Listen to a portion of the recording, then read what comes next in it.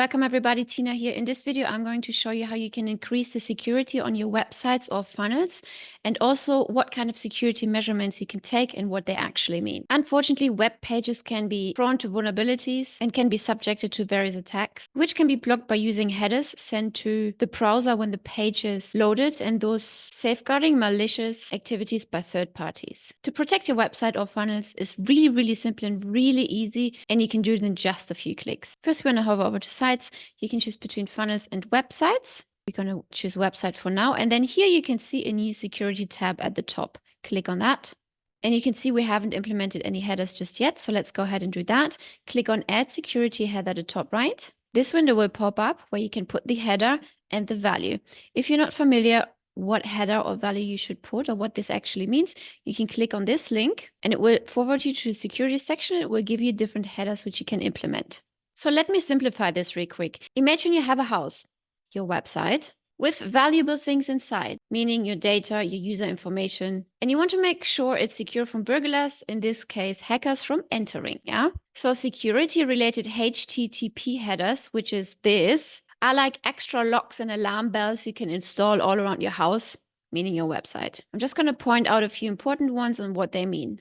The CSP, the Content Security Policy, this is like setting rules who can come into your house and what they can bring. For example, you could say only people with trusted ID cards, meaning trusted domains, are allowed, and they can't bring any weapons, meaning scripts from untrusted sources. This protects against hackers trying to inject malicious code into your site, like stealing user information. Number 2, X-frame options. This is like preventing someone from putting a fake window above yours to trick people inside. This stops clickjacking attacks, where hackers try to overlay your site with a fake one in order to get access to information. Then we have HSTS, Strict Transport Security. It's like insisting that all the visitors which come to your house have to go through a security gate. This ensures that all the communication between the visitor and your website is encrypted, making it harder for the hackers to tamper with data.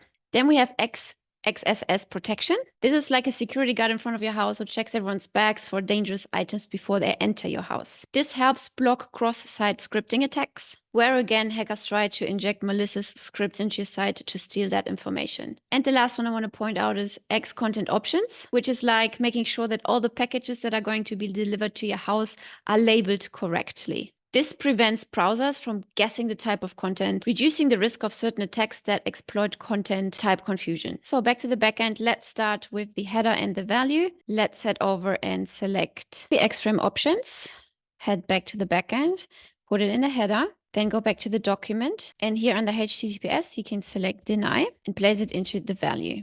And here you can also read what it means. If you specify deny, not only will the browser attempt to load the page and the frame fail when loaded from your site, attempts to do so will fail when loaded from the same site. On the other hand, if you specify same origin, which is this one here, you can still use the page in a frame as long as the sites including it in a frame is the same as the one serving the page. Hit create, and then here you can see our first security header. I hope you found this video helpful, and I will see you in the next one.